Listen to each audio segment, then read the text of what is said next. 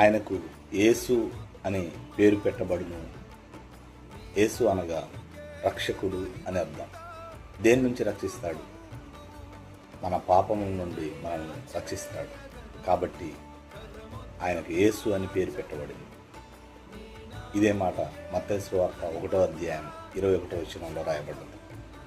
మనుష్యులందరూ స్వతహాగా తాము పాపులమై ఉన్నారు కనుక ఈ పాపం నుంచి రక్షించడానికి మనుషుల యొక్క రక్తం సరిపోదు.